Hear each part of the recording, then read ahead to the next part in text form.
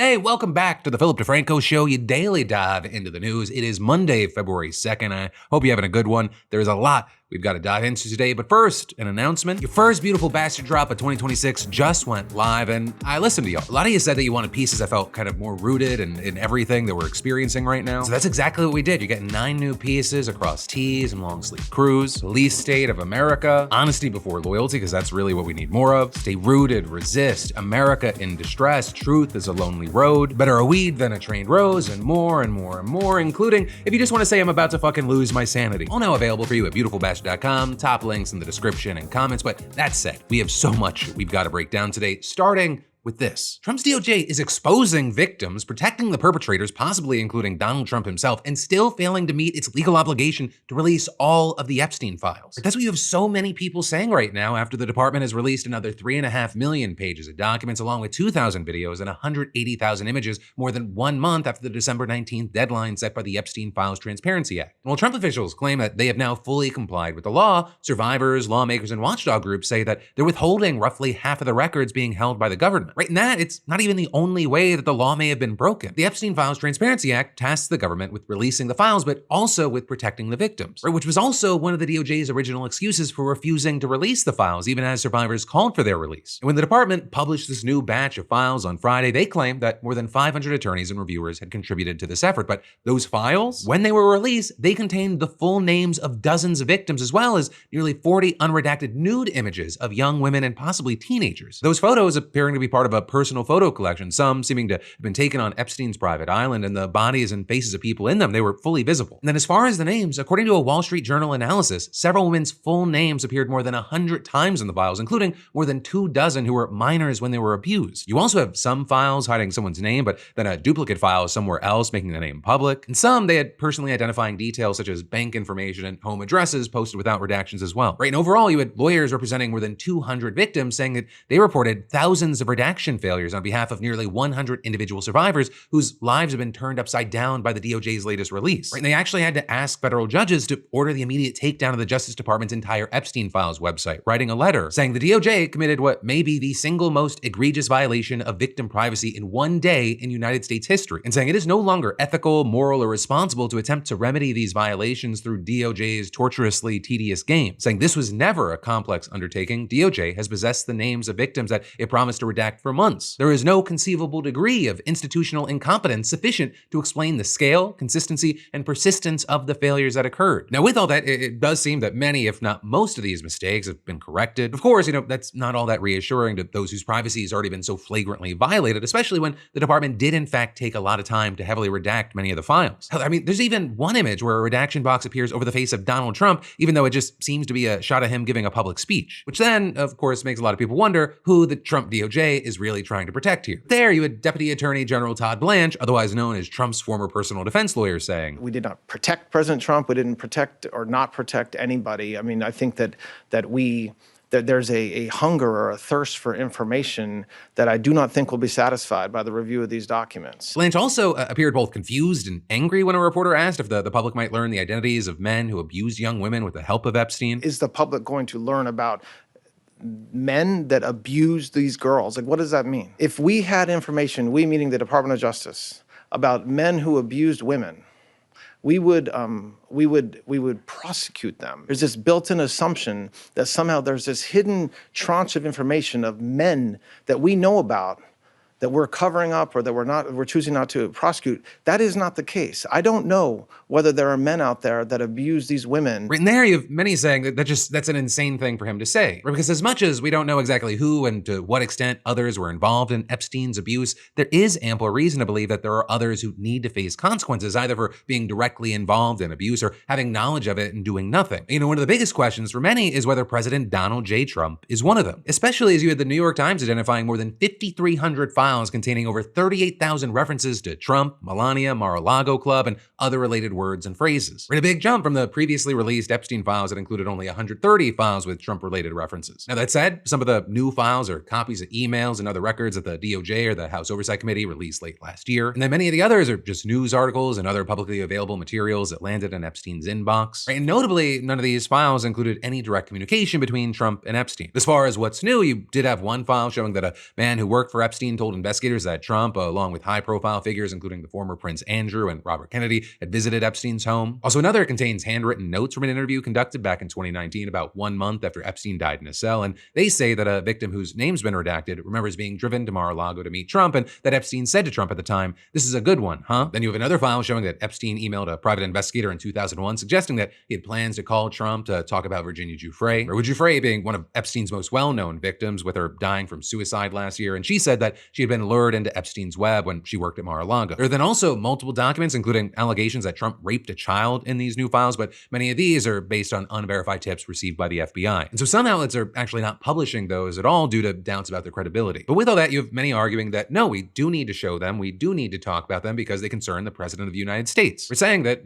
this is a man who had a well-documented friendship with Epstein. He's been found civilly liable for sexual abuse. And, you can hear him on tape talking about you just grab women by the pussy because you're famous. Right? And that is some of these allegations mirror ones made by a Jane Doe in a lawsuit that was filed against Trump back in 2016. And there it was alleged that he and Epstein raped this girl when she was 13 years old, although he denied the claims and the suit was later dropped. And this includes one complaint made by phone in July 2016, which seems to have been made by the same lawyer who represented the Jane Doe. And then there's another document which now appears to have been taken down, which includes a complaint summary from an FBI tip claiming that her female friend was forced to perform oral sex on President Trump approximately 35 years ago, saying she was approximately 13 to 14 years old when this occurred, and the friend allegedly bit President Trump while performing oral sex. And quote, the friend was allegedly hit in the face after she laughed about biting him. The friend said she was also abused by Epstein. The file also says that the investigators, quote, spoke with caller who identified redacted as friend, adding, quote, lead was sent to Washington office to conduct interview. But it's unclear what, if anything, came from this. Also, another tip summarized in the same now deleted file claimed that Trump held, quote, calendar girl parties at Mar-a-Lago where Epstein would bring in children and Trump would auction them off, with claiming that guests included Elon Musk, Trump's eldest children, and Alan Dershowitz. The document also references Bill Clinton, alleging that he attended Epstein parties and that he, Trump, and others appear in videos of what they call criminal activity. But unlike some of the others, no contact information was provided for this tip, and there's no evidence, timeline, or other verification attached. But that, of course, it hasn't stopped them from going viral online, and it's even attracted the attention of politicians, with, for example, Democratic Senator Ruben Gallego writing, there needs to be a thorough investigation of each and every one of these claims. Now, that said, in Trump's defense, you had the Trump DOJ releasing a statement saying some of the documents contain untrue and sensationalist claims against President Trump that were submitted to the FBI right before the 2020 election, and adding, to be clear, the claims are unfounded and false, and if they have a shred of credibility, they certainly would have been weaponized against President Trump already. But with that statement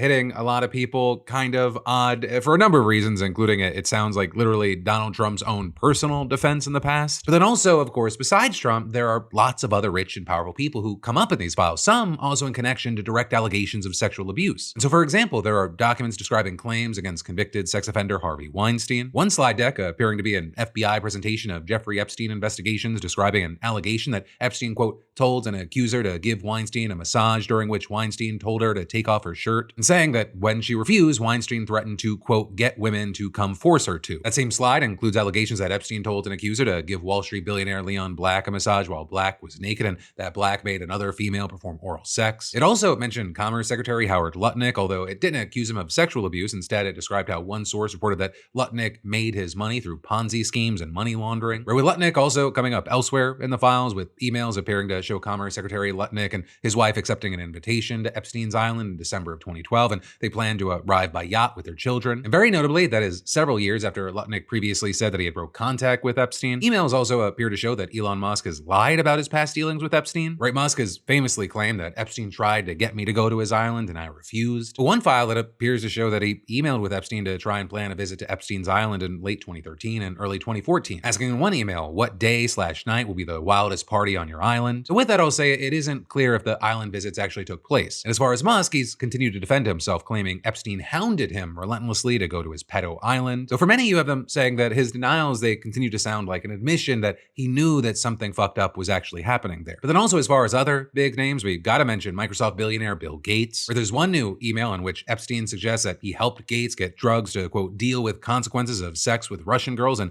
that he helped facilitate illicit trysts with married women. Also, another name worth noting is Hollywood Hollywood filmmaker Brett Ratner. He hasn't been the busiest since he was accused of sexual assault, though he did just direct the newly released Melania documentary. But in the new files, it includes a series of photos of Epstein's New York townhouse with Ratner sitting with Epstein and a woman who's been redacted, as well as a modeling agent who was associated with Epstein and who also died by apparent suicide in 2022 in prison, waiting trial on sex trafficking charges. Also, others who came up in the files with some apparent ties to Epstein are billionaire Richard Branson, Google co-founder Sergey Brin, New York Giants co-owner Steve Tisch, chairman of the 2028 LA Olympics Casey Wasserman, and former White House counsel under Barack Obama, Catherine Rumler. And actually, on the subject of Democrats, you had Bill Clinton's name appearing in the new files several times, mostly communications between his staff and Ghislaine Maxwell about travel and dining plans in the early 2000s before Epstein was convicted in 2008. And all of that, as you know, the Clintons, they've denied any wrongdoing, and they've also refused to comply with subpoenas from the House Oversight Committee, meaning that there will be a vote soon to hold them in contempt. Also, you're seeing things like right-wing outlets like Fox News trying to link Zoran Mamdani to Epstein, sharing what's been described as a resurfaced photo linking him to an Epstein-connected publicist, or with the image showing Mamdani at a luncheon for the movie Get Out, hosted by Patty Siegel, a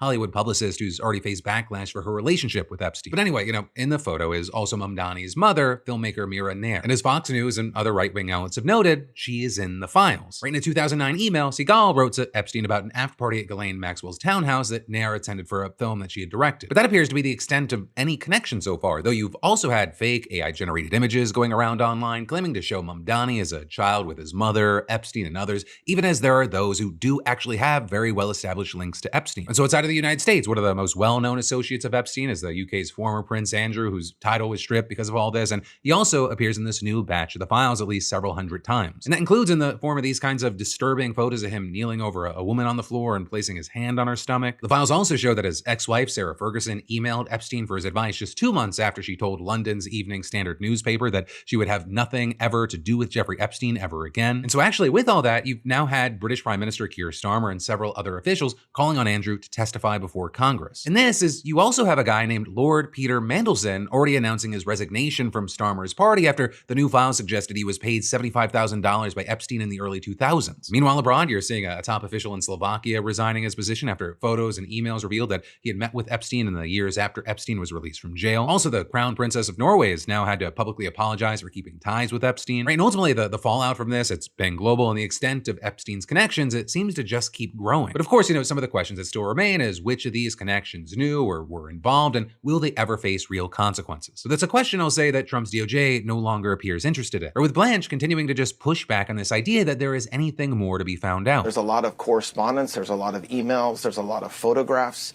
there's a lot of horrible photographs that appear to be taken by Mr. Epstein or people around him. But that doesn't allow us necessarily to prosecute somebody. But with this, you have Democrats slamming the Trump DOJ for still keeping around half of the files locked away. And with that, you had Representative Robert Garcia adding, "This is outrageous and incredibly concerning," saying they are in violation of the law. "We are demanding the names of Epstein co-conspirators and the men and pedophiles who abused women and girls." Also, other lawmakers have been concerned by Trump's repeated mentions and said, "What we've seen is sickening, with serious allegations involving the president himself. If this is what they're willing to release, imagine what they're still hiding. Our investigation is just getting started." And then you also had Ro Khanna announcing that he and his Republican colleague Thomas Massie requested to meet with the DOJ to learn more about the heavy redactions and see portions of the files without these blackouts. And you had Khanna also threatening Pam Bondi with impeachment. But it is not good enough. If we don't get the remaining files, if we do not get the remaining 302 forms, the remaining prosecution memo from 2019, and if the survivors are not happy, then Thomas Massie and I are prepared to move on impeachment or contempt. But words are words, actions are actions, and we're gonna have to wait to see what happens from here. Are there some real consequences? Do we get more? Will the day ever actually come where it feels like those in power actually want to hold people accountable? With all these recent developments, everything that you've seen and heard, what are your thoughts here? And then there's more we've got to dive into in just a minute. But first, let me thank a sponsor and say, there is a very specific adult panic that happens when you realize the only person responsible for your healthcare is you. And that's why today's sponsor, ZocDoc, has become one of the most useful apps on my phone. ZocDoc is a free app and website that helps you find and book high-quality in-network doctors so you can find someone you love. I'm talking primary care, dentists, dermatologists, therapists, eye doctors, over 200 specialties all in one place. You can filter by insurance, location, specialty, and whether you want an in-person or video visit. visit, so you're not rolling the dice on your health. You also get access to verified patient reviews, which means you can choose someone who actually feels like a good fit, not just whoever answered the phone. And the best part, you see real-time availability and book instantly. No, we'll call you back, no voicemail black hole. And appointments booked through ZocDoc usually happen within 24 to 72 hours, and you can even grab same-day openings. I love it. I've used it myself. I've booked an appointment faster than I could decide what to eat for lunch. Zero friction. So stop putting off those doctor's appointments. Just scan that QR code or go to ZocDoc.com/Phil to find and instantly book a top-rated doctor today. That's ZocDoc.com/Phil. ZocDoc.com/Phil. This message is sponsored by ZocDoc.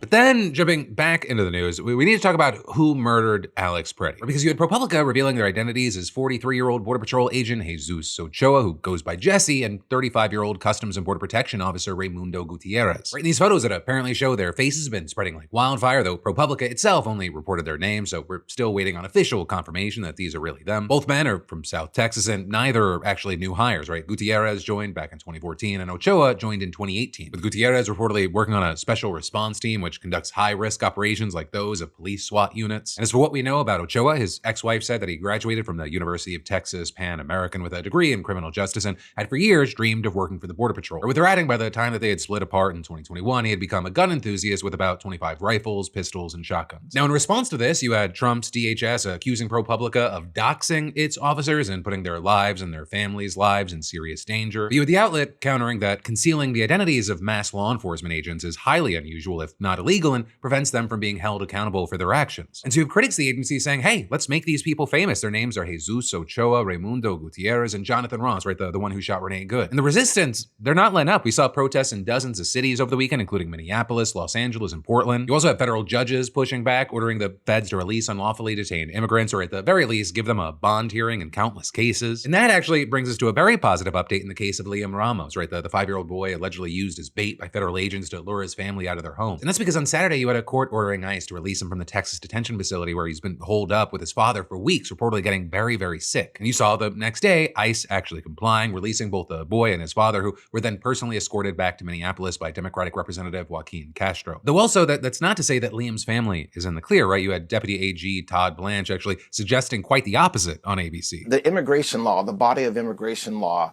is much different than our typical criminal process because of the administrative nature of what we do every day. And so to the extent that we need to appeal that judge's decision, I promise we will. But also with the situation, Liam, he's just one kid, right? His school district, while celebrating his release, noted that there are still 4 more of his fellow students stuck at the same detention facility. In fact, with the Marshall Project saying back in December that at least 3,800 kids under the age of 18, including 20 infants, had been booked since Trump took office. You have the director of the Immigrants' Rights Clinic at Columbia writing in an op-ed for the New York Times, the children at Dilley with whom I've worked over the past year range in age from 2 to 16 years old. A 2-year-old boy was breastfeeding in detention. One 6-year-old boy had leukemia. An 8-year-old girl began wetting the bed. A 14-year-old girl engaged in self-harm. And adding all of these children and their parents were detained despite being eligible for release. ICE has the authority to release these families who are not flight risks on parole and while seeking asylum and other humanitarian protections in the United States. None of these children or their parents had a criminal history anywhere in the world. Right? And that's as numerous reports have detailed the facility's awful conditions: dirty water, worms and food, inadequate medical care, a lack of meaningful educational services, lights kept on 24 hours a day,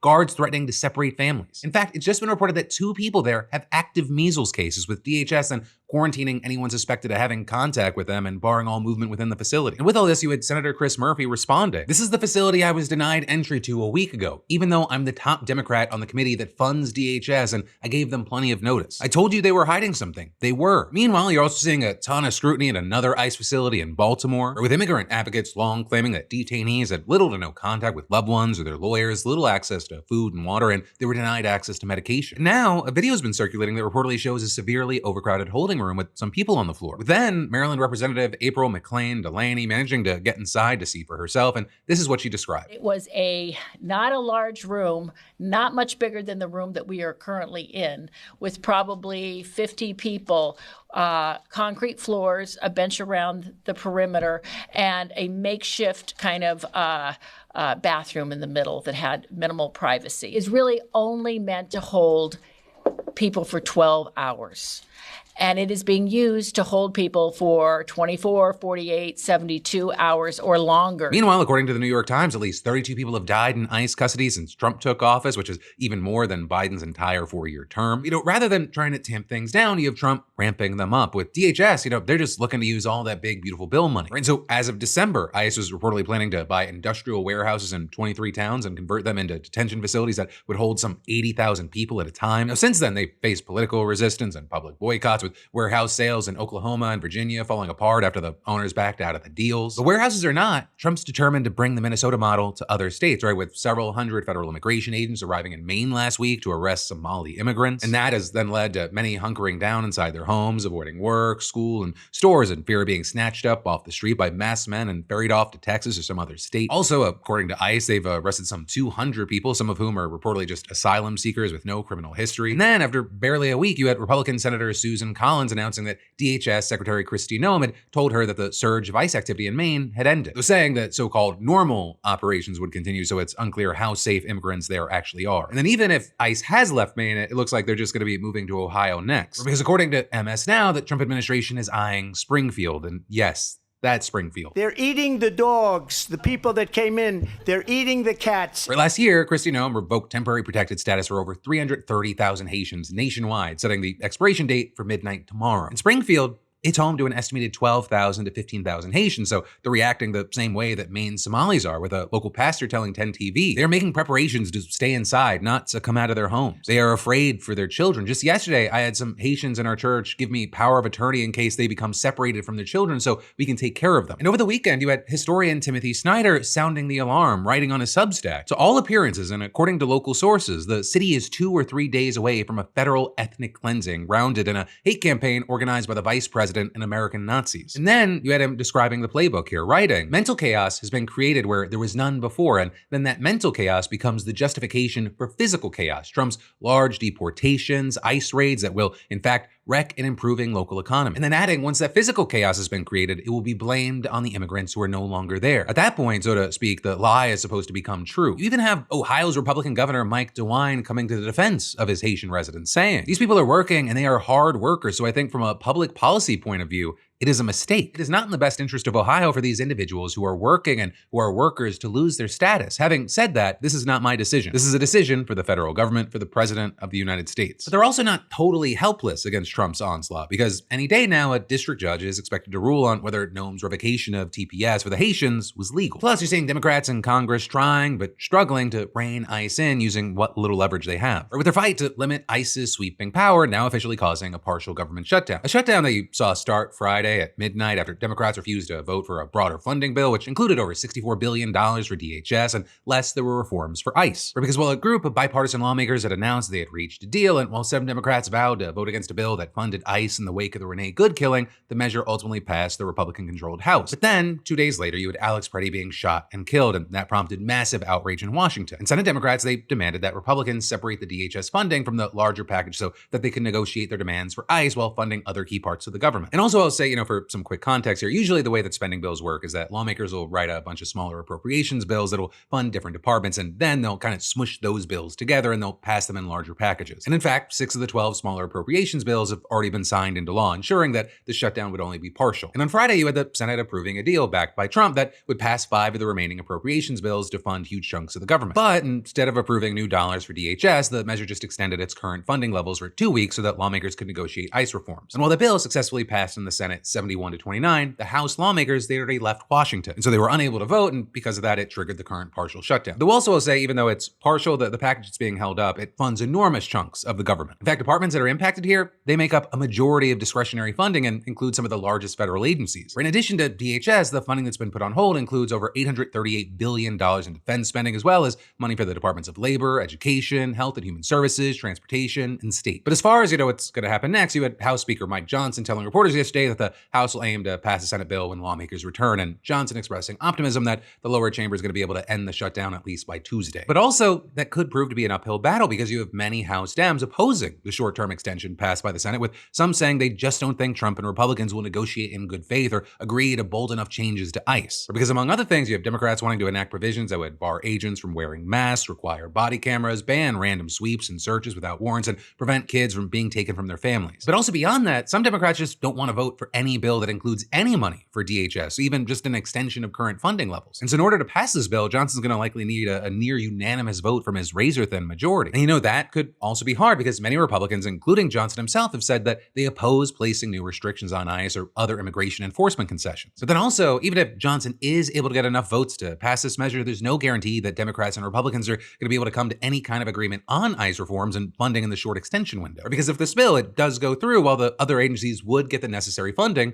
lawmakers would only have until February 13th to reach some kind of deal for the future of DHS. And if they can't reach an agreement, DHS could shut down starting on February 14th, though I'll say put an asterisk on that. Because notably here, while other key parts of the department would be shuttered, like for example FEMA, ICE would still be able to continue operating because of Trump's big, beautiful bill allocating $75 billion to the agency. But then also, let's say there is a world where Democrats and Republicans, they come to an agreement and they go, okay, these are the concessions we're going to do. You would then also have to count on Donald Trump to go, yeah, I'm fine with those concessions on what I've essentially been using as my private army. And actually, on the note of Donald Trump himself, we should talk about him accepting what some are calling an obvious bribe from a foreign government just days before his inauguration. Because you're seeing the Wall Street Journal just uncovering a $500 million deal between an Abu Dhabi prince and the Trump family's cryptocurrency venture. And the specific prince that we're talking about is the Sheikh Tahnoon Zayed Al Nahyan, or the spy sheikh. This guy is the brother of the United Arab Emirates president, the government's national security advisor, as well as the leader of the UAE's largest wealth fund. He oversees an empire valued at more than $1 trillion, making him one of the most powerful single investors in the world. And for a while now, he's been pushing the US to allow the UAE to access tightly guarded AI chips. Now, under the Biden administration, he was shot down time and time again. The UAE was only allowed a limited number of chips over concerns that those chips could find their way to China. And in fact, a major area of concern was one of Tahnoon's own companies, the AI firm G42, and its close ties to sanctioned Chinese tech giants. And those concerns, they lingered despite the companies saying that they severed ties with China a couple of years ago, especially considering that the UAE and other companies under the spy sheik's umbrella hadn't yet done the same. But anyway, right, this door was firmly closed for the UAE under Biden. But then, when Trump won the election, that door opened again, and Tahnoon immediately jumped on it. Right, he held several meetings with Trump and other US officials in the months following the election. That then led to a meeting last March at the White House with Tahnoon reportedly telling US officials that he was very excited to work with the United States on AI, as well as a number of other issues. And then you flash forward 2 months after that meeting, and the Trump administration committed to giving the UAE access to around 500,000 of the most advanced AI chips per year, or making Tahnoon's vision of one of the world's largest AI data center clusters significantly more attainable. And you had supporters of this deal calling it the key to opening the floodgates of investment into the United States and helping elevate American technology to the global standard. But that, as you had many others calling this a major coup by the ruling family, saying they hurdled over long-standing US national security concerns and positioned themselves to compete with the most powerful economies in the world. And so already you had red flags waving, but then the Wall Street Journal took it a step further and they made this whole thing just stink of tried and true corruption. Right? Because what hadn't been previously reported is that months before the chip deal was made, in the days leading up to Trump's second inauguration, the spy sheik's emissaries signed a $500 million deal with a Trump family crypto venture. And so you had a crypto company called World Liberty Financial and a Tahnoon-backed investment firm named Ariam Investment One purchasing a 49% stake in it. And the $250 million that Ariam paid up front was reportedly split 3 different ways. And the biggest chunk of it, or $187 million to be specific, it's slated to flow into Trump family entities. And so you can see how this revelation, it starts to cause some concern. Also, along with the money, the purchase gave Ariam 2 seats on the World Liberty Board. And the reason that's worth mentioning is because those same 2 executives on the World Liberty Board are also on the board of a Tahnoon-backed investment firm named MGX. Right? And that firm would later go on to use World Liberty's stablecoin to complete a $2 billion investment in Binance. And that deal, it made World Liberty one of the world's largest issuers of stablecoins and reportedly set them up to generate tens of millions of dollars a year in revenue. Now that said, Team Trump, they were very quick to jump in, saying that there is no conflict of interest for anyone involved here. And you had a spokesman for World Liberty saying that Trump has not been involved in World Liberty since taking office and that this deal doesn't grant anyone any sort of access to government decision-making or influence over policy. The White House saying President Trump only acts in the best interests of the American public, saying there are no conflicts of interest. But those assurances, they haven't stopped experts from raising the alarm. And so you're seeing people like Kathleen Clark, a law professor and former ethics lawyer, saying that even just the deal between World Liberty and Ariam, that could violate the emoluments clause of the Constitution. Or with Clark saying that the clause is intended to make sure that no U.S. government official is, quote, in the pocket of a foreign government, and then added, this sure looks like a violation of the Foreign Emoluments Clause, and more to the point, it looks like a bribe. With it then going on to say that this, quote, should be a 5-alarm fire about the federal government being for sale. And that is you had a former top White House attorney adding, my advice as an ethics lawyer would have been clear. You don't do business deals with the families of the leaders of foreign countries. It taints American foreign policy. You then also had prominent Democrats speaking out against this, including Senator Elizabeth Warren, who said that the Trump family and their business partners, quote, sold out American national security in order to benefit the president's crypto company, and added, this is corruption, plain and simple. Congress needs to grow a spine and put a stop to Trump's crypto corruption. But that, of course, seems very unlikely with the current makeup of Congress and the relationship between Trump and the UAE. It doesn't appear like it's going to be slowing down anytime soon. Right? I mean, we just saw MGX become one of the handful of investors selected to operate TikTok in the United States. Right? And we know that members of the Trump administration were back in Abu Dhabi just a couple of months ago to discuss Gaza and Trump's plan for his so-called board of peace. But then, next up from that today, it's completely unrelated, but I think it's amazing. We need to talk about how Markiplier's independent horror film could change Hollywood. Because if you don't know, Markiplier, he's a huge YouTuber. He's kind of one of the OGs. And his new movie, Iron Lung, which is based on a video game, just released over the weekend, and it made around $18 million domestically, putting it in second place behind Sam Raimi's Send Help. And this is absolutely huge, right? Because he did this himself. There's no studio, no distributor behind the film. He pulled this off alone. And in fact, initially, Iron Lung wasn't even going to get a very wide release, but based on fan demand, it wound up on 4,000 screens. Right? Markiplier just told fans, hey, call your local theaters, request they play it would be great. And that turned into a massive campaign and eventually a massive release. With Mark later explaining, they just went to town on it. That's what makes me tear up. They leapt at an opportunity to help me, and that's what I'll never forget. That's why I'll always swear by YouTube and internet content creation as a platform. And adding, I don't care about making a profit on the things that I do for this. I'm able to afford to take these chances that a lot of people aren't able to take. I was perfectly content if it never got past 50 theaters, which for an independent release is not bad. If it went to 100, I thought maybe I could get it to 200. I'd be happy with that. And then obviously it ended up playing in many, many more theaters. And actually for a second there, Iron Lung even seemed like it was going to come in at the top spot because at the Friday box office, he led on that day with a $9 million haul. But then I'll say it ended up getting weird, right? His stats became temporarily harder to track as some box office charts just stopped listing his film, with Markiplier even saying on Instagram, so this Saturday, right? I swear I was on this list, but Iron Lung isn't here anymore. There's no numbers for Iron Lung. They took me off the chart. And I thought, hey, maybe that's a fluke. maybe there's something wrong, but here's Sunday. I wake up this morning, which reports the day before's numbers. I'm gone. I'm not even above Hamnet. Why'd you take me off the chart? I feel like I deserve to be on the chart. And so that actually turned into a lot of backlash and conversation from people who thought, an independent creator was being snubbed and iced out by the mainstream. But also you had Forbes saying that it was likely that it was maybe some sort of a glitch. Or because Iron Lung's now back on the charts and on Box Office Mojo, which is the most used chart, it apparently never left in the first place. And last night, while it seemed like it was a neck and neck race for the weekend top spot between the two films, he really tried to push people to keep the momentum up. Sam Raimi chasing me up my own ass. It's the final hour. So if you got some free time tonight and you want to see Iron Lung, tonight would be the night to make it count.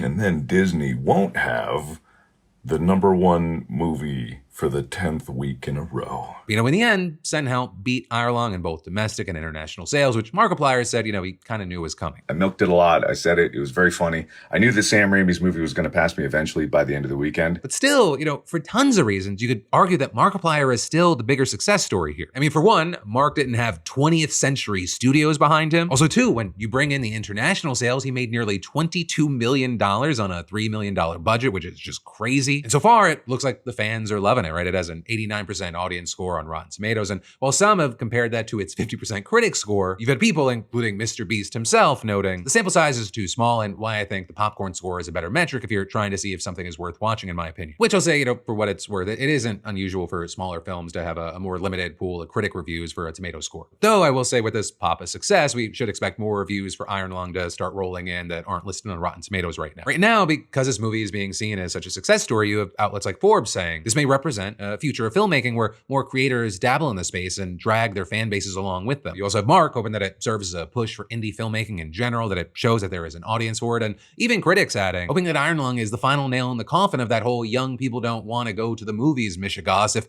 anything, it proves that next-gen audiences would rather think of YouTube as a pipeline for movie theaters than a potential replacement for them. But that, my friends, you beautiful bastards, is where your Monday Philip DeFranco show dive into the news is going to end. So one, remember, grab what you want while you can over at beautifulbastard.com. We got a fantastic new drop, 9 new designs. And two, I'll see you right back here tomorrow for another daily dive into the news.